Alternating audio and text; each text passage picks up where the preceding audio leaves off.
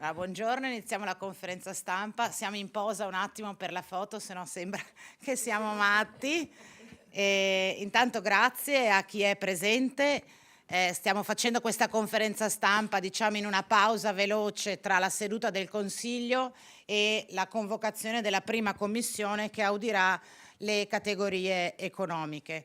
Arriviamo e apriamo oggi questa discussione sul bilancio del prossimo triennio con significative turbolenze. C'è una spaccatura evidente della maggioranza con, se mi permettete, un atteggiamento arrogante del Presidente della Regione che liquida la spaccatura come con un chi se ne frega, possiamo fare a meno di quel partito politico.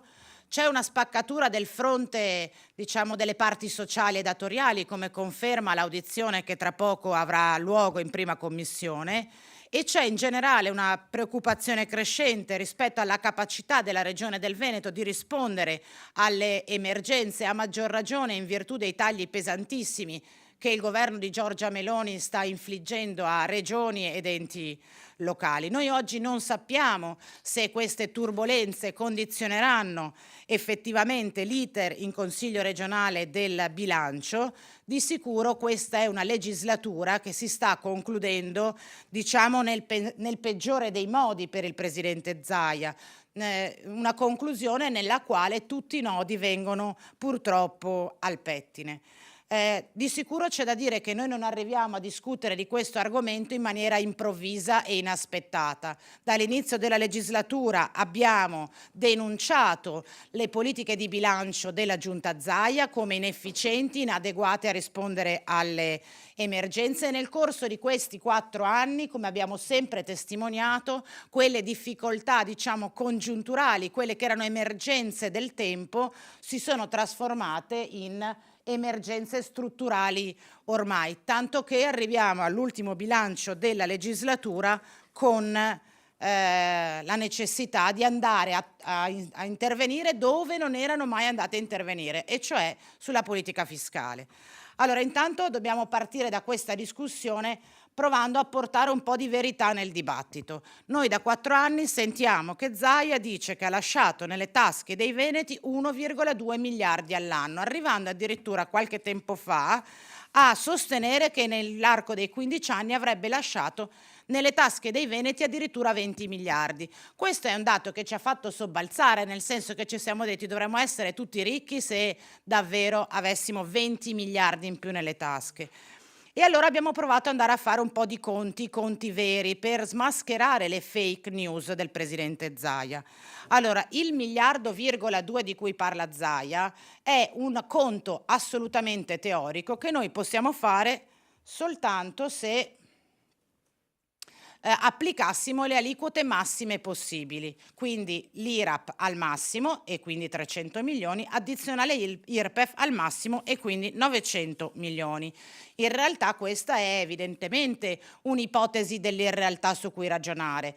Per capire quale potrebbe essere invece un ordine di grandezza reale su cui ragionare, abbiamo provato a vedere cosa fanno le altre regioni. Se tutte le altre regioni applicassero le aliquote massime, quindi secondo lo schema teorico del Presidente Zaia, le regioni avrebbero in cassa 12 miliardi all'anno, quindi con l'IRAP al massimo e l'IRPEF al massimo.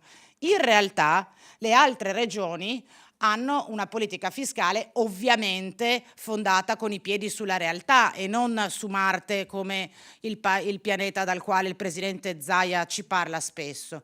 E le altre regioni prelevano medialmente 3,7 miliardi all'anno, tutte le altre regioni insieme. In particolare prelevano 800 milioni attraverso l'aliquota IRAP e 2,9 miliardi attraverso l'addizionale IRPEF.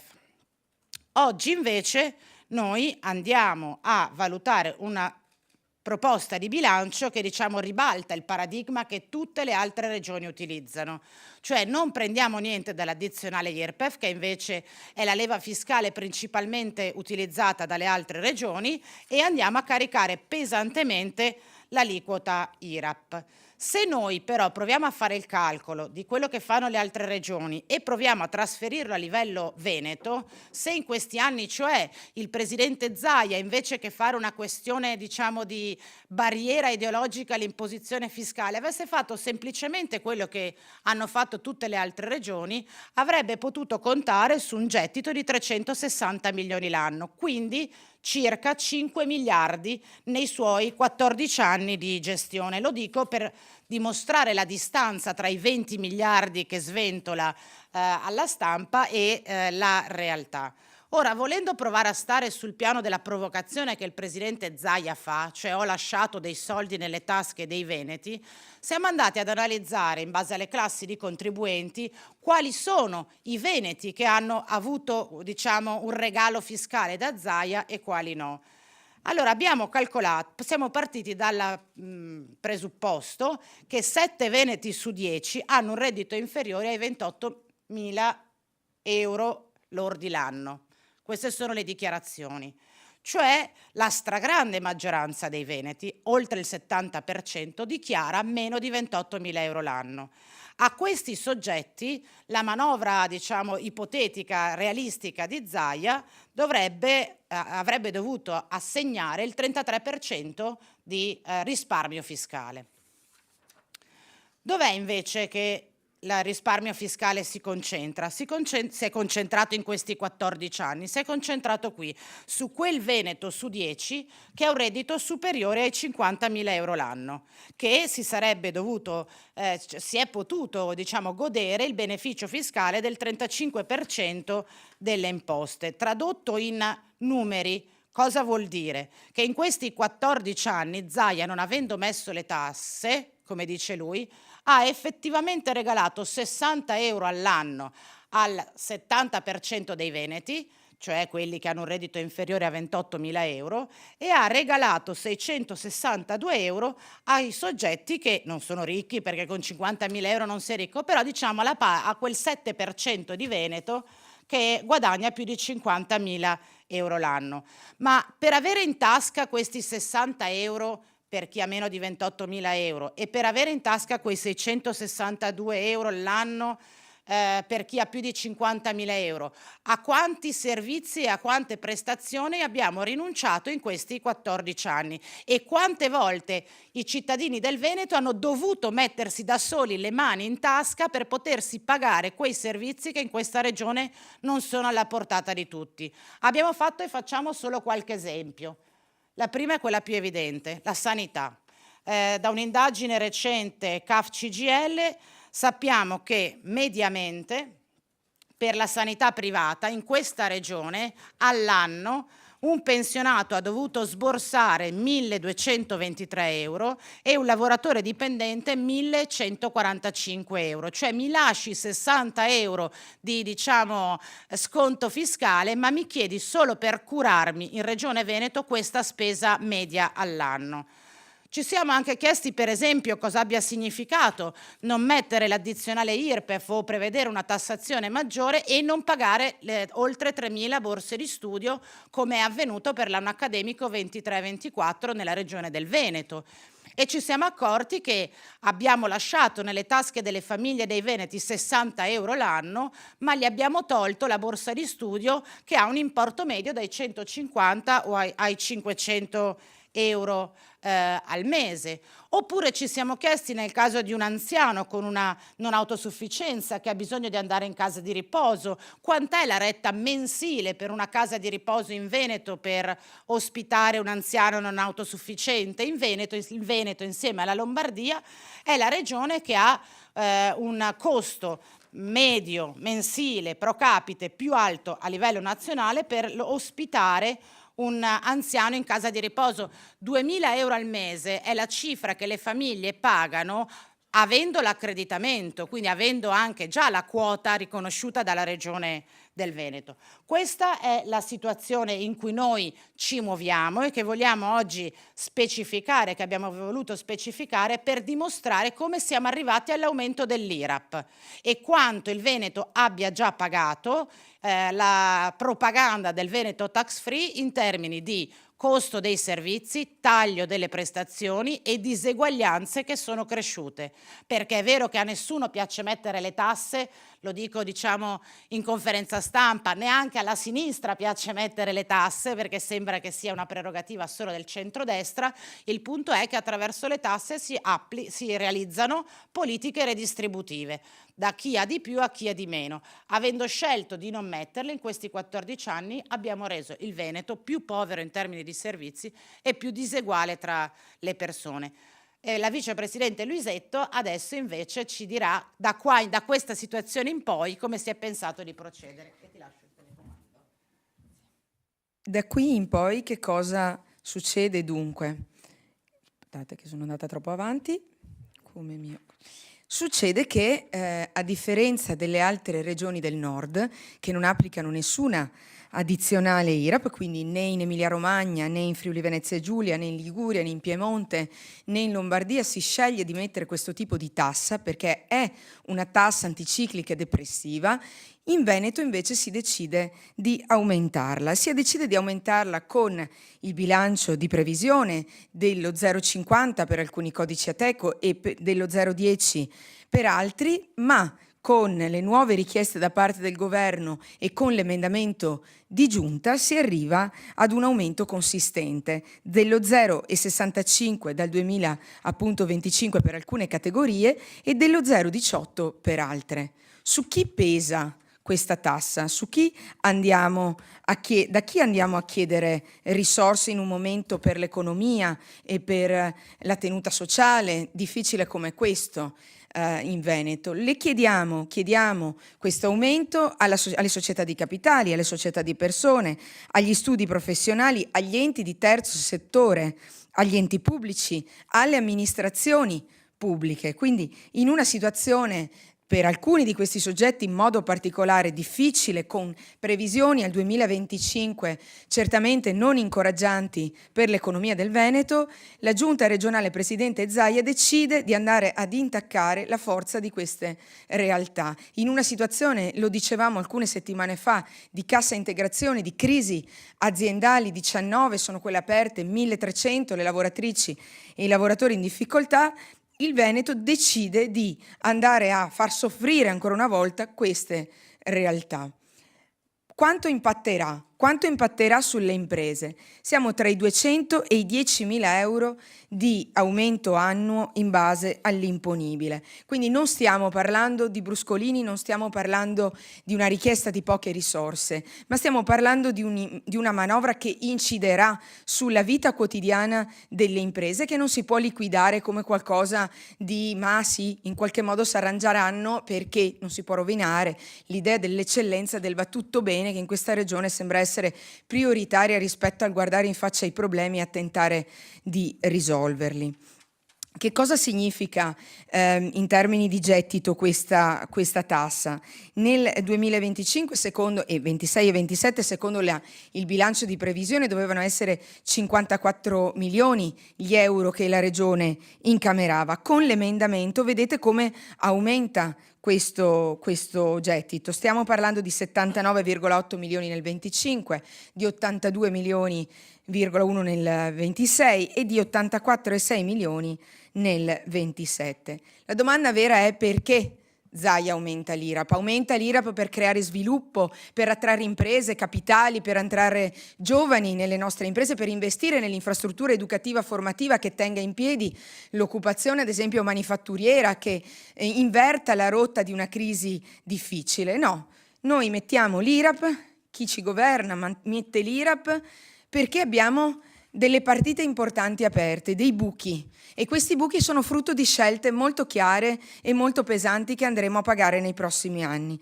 Lo abbiamo raccontato in un precedente appuntamento con la stampa, ma è importante ricordare quanto ci costerà la superstrada pedemontana veneta nei prossimi anni, e questi numeri fanno fatica ad essere smentiti, come fa fatica ad essere smentito il principio che questa tassa servirà anche per pagare questa superstrada e queste scelte pesanti che pesano sulle casse di questa regione e sulla possibilità di spesa del bilancio regionale.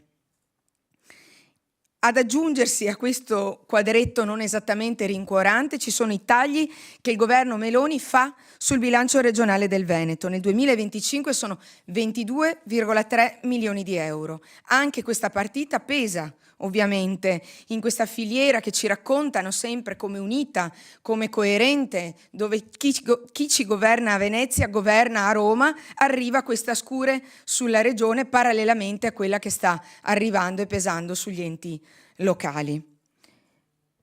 Che cosa resta in buona sostanza da questa situazione, da questo bilancio così magro e così pieno di difficoltà? Rispetto a quanto incassiamo, rispetto alla superstrada pedemontana veneta, a quanto ci chiede il governo, tutto quello che ci resta sono 9.920.000. Questa cifra che viene distribuita dalla Regione, dalla Giunta in maniera, a nostro avviso, quantomeno discutibile, poiché parliamo di partite come il teatro di Castelfranco, come la garanzia per i giochi giovanili, i macelli per i cinghiali, vi faccio alcuni esempi, progetti di innovazione scientifica dei quali non siamo riusciti ad avere notizie meglio specificate. Queste risorse sono ciò che resta da quanto vi abbiamo raccontato stamattina, ma non dimentichiamo che questo è anche un anno di indebitamento, il primo anno in cui per la prima volta dal 2017 torniamo a indebitarci per cifre significative, e quelle che vedete, i 172 milioni nel 25, i 122 nel 26 e i 50 milioni nel 27 sono cifre che peseranno ulteriormente in questa situazione. Queste sono cifre messe già a bilancio. Con l'emendamento di giunta aumentiamo ancora l'indebitamento. Per che cosa lo aumentiamo?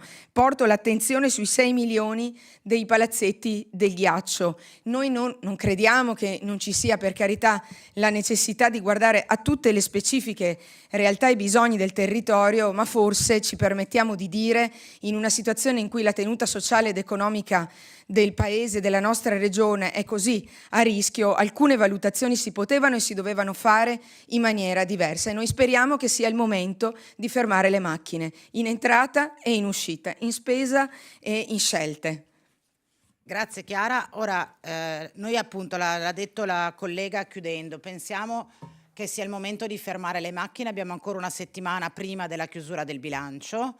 Dobbiamo rivedere la decisione sia sul fronte delle entrate, ascolteremo tra pochi minuti cosa diranno le organizzazioni datoriali, ma anche di rivedere alcune scelte cruciali sul fronte delle uscite. Noi come gruppo del Partito Democratico abbiamo predisposto una manovra emendativa di oltre 100 emendamenti sul collegato, sulla stabilità e sulla legge di bilancio. Sono emendamenti significativi che poi vi illustreremo più compiutamente nei prossimi giorni.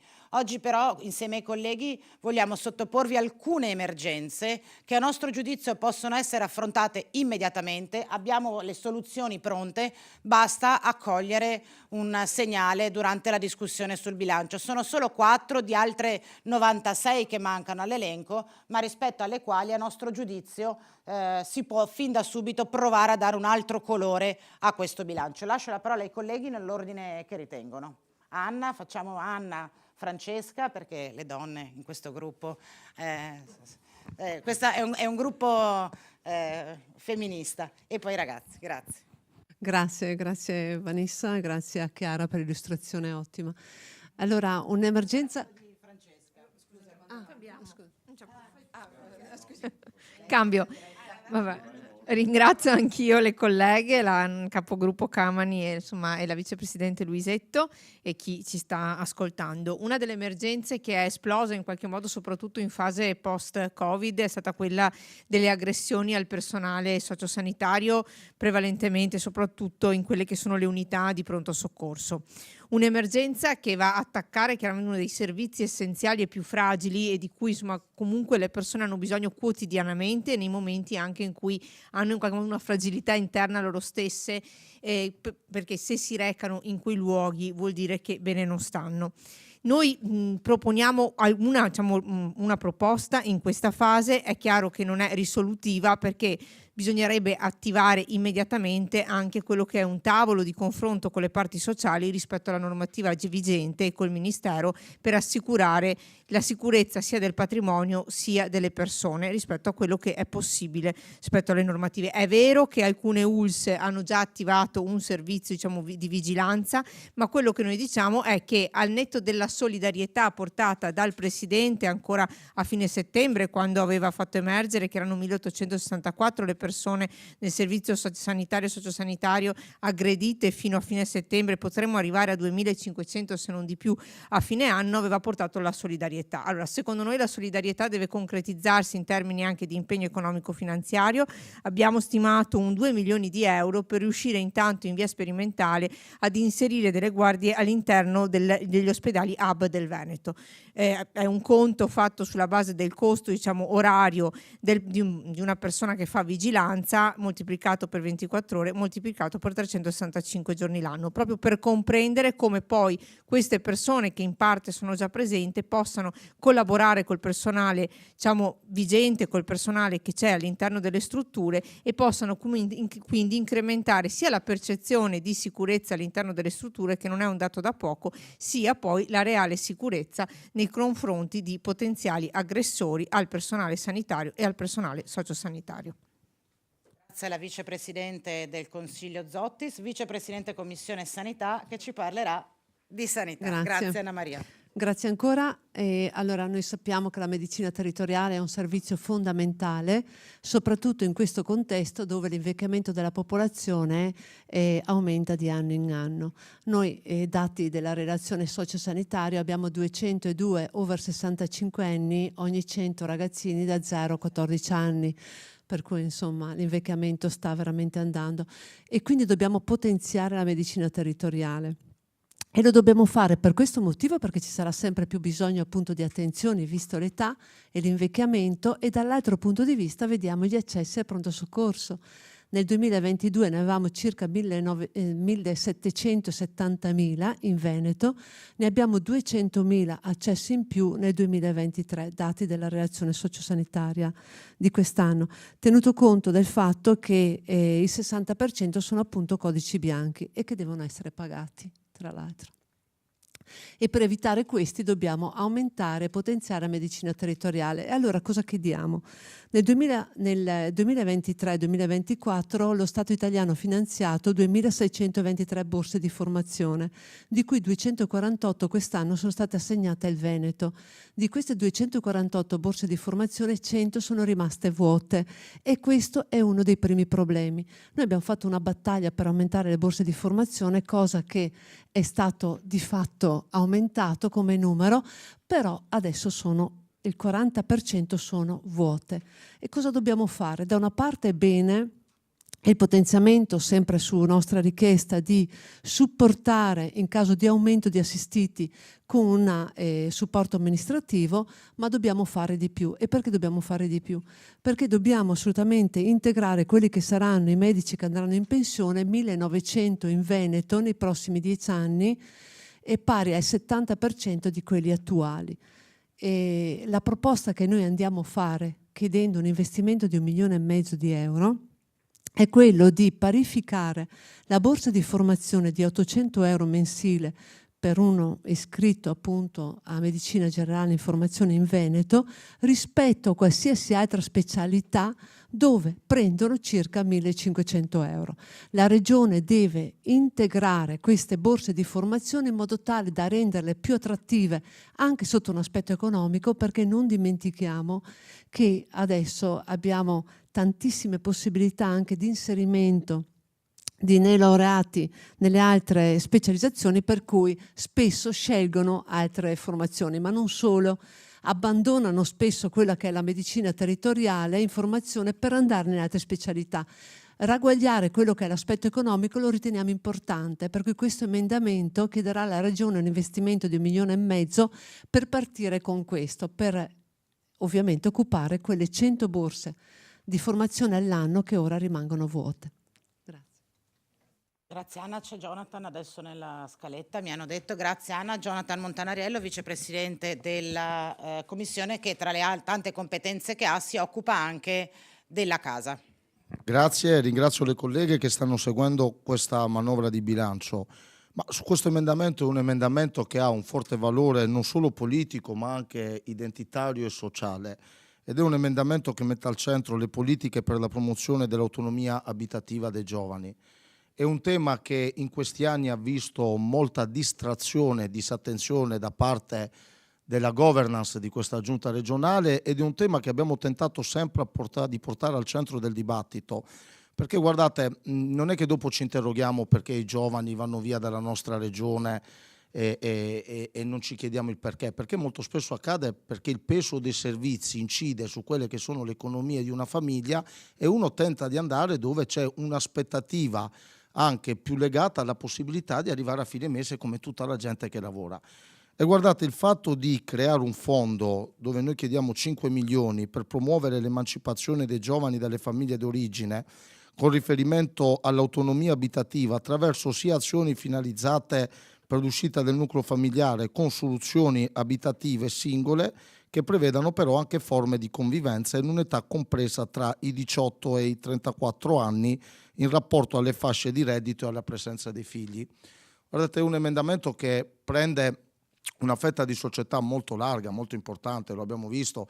Abbiamo visto giovani che fanno fatica anche in presenza di un lavoro ad affrontare un percorso nuovo, un inizio di vita, non solo per le difficoltà dell'abitazione, ma per quelle economiche che molto spesso aggravano già la difficile situazione della casa all'interno della nostra regione.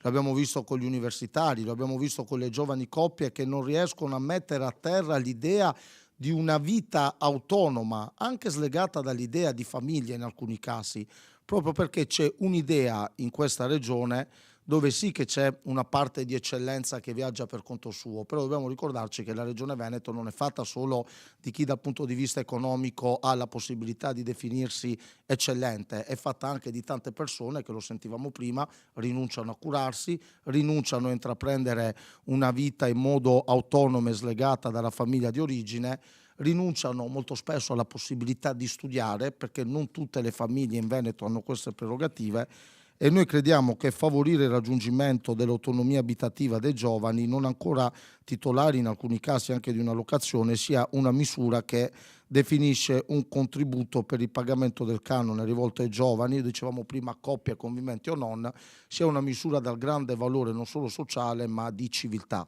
Non si può pensare che ci sia un Veneto che possa fare e possa progettare una propria vita e che ci sia invece un'altra parte di cittadini veneti che magari non hanno la possibilità di pianificare la propria vita e il proprio futuro. Quindi noi su questo passo non intendiamo arretrare neanche un millimetro, perché al netto del tecnicismo è una battaglia di civiltà per tutti quei giovani che oggi non possono permettersi di realizzarsi dal punto di vista professionale o anche dal punto di vista della vita privata. Grazie.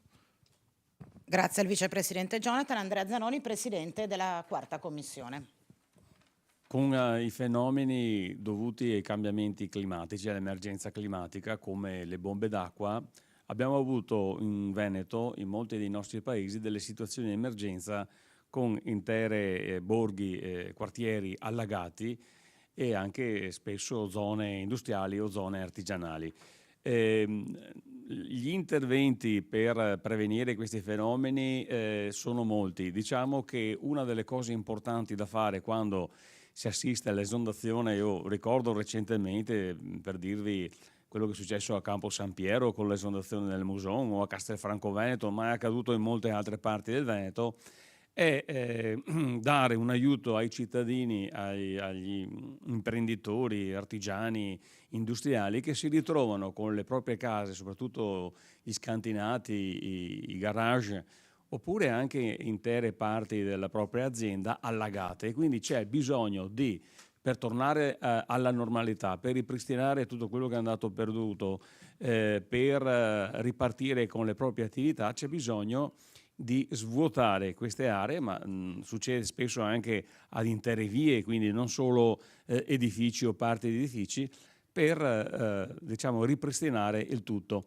E quindi servono queste pompe di sollevamento, queste idrovore portatili, che devono essere messe a disposizione tempestivamente dalla protezione civile, oppure si studieranno anche altre modalità dai comuni. Ecco, questa è una cosa sicuramente importante. Guardate, ormai è diventata una roulette russa. Oggi può capitare a Campo Serpiero, è capitato a Valencia, è capitato a Bologna, è capitato a Castelfranco Veneto. Ormai siamo in balia di questi eventi climatici estremi. Ecco perché mettiamo in questo bilancio, con questo emendamento, una cifra di 5 milioni di euro che consentirebbe di acquistare circa 5.000 di queste pompe anti-allagamento, sollevamento, da utilizzare in emergenza in questi casi che non sono poi così rari, ma purtroppo sempre più frequenti. E attualmente purtroppo la protezione civile non ha in disponibilità un numero di questi aggeggi utili per questi interventi. Grazie Andrea, abbiamo insomma raccontato, sì, è acceso. Abbiamo insomma raccontato poche cose che noi chiediamo che siano fatte, che faremmo noi se fossimo al governo con quelle poche risorse che residuano dopo aver mantenuto gli impegni, cioè pagato i debiti della Pedemontana e fatto il nostro dovere in termini di finanza pubblica, andando però a colpire le emergenze reali che hanno bisogno di risposte immediate, che in questo bilancio non ci sono e che per noi sono la sanità ospedaliera e territoriale, il tema della casa e quindi l'emergenza abitativa e il tema delle giovani generazioni e la fragilità idrogeologica del nostro territorio. Su queste e su molte altre emergenze sfideremo l'amministrazione regionale nelle prossime settimane di seduta di bilancio. Non so cosa saremo in grado, quanto il dibattito riuscirà ad incidere rispetto, lo ribadiamo in conclusione, ad una proposta di bilancio previsionale fortemente inadeguata, assolutamente non all'altezza delle emergenze e da quest'anno addirittura fortemente penalizzante per il nostro territorio. Non aggiungerei altro. Dalla regia mi dicono 163 gli emendamenti del gruppo del Partito Democratico, per essere precisi, grazie, più oltre 300 che andremo a discutere tra oggi e domani della nota di aggiornamento. Specifico, non sono emendamenti costruiti con una logica ostruzionistica, ma quando un bilancio andrebbe riscritto e non solo modificato, è inevitabile che la mole di emendamenti che ci siamo sentiti di dover fare è notevolmente cresciuta. Se nessuno dei colleghi vuole aggiungere dell'altro, la conferenza stampa finisce qua e poi eventualmente apriamo alle domande, però chiudendo la diretta.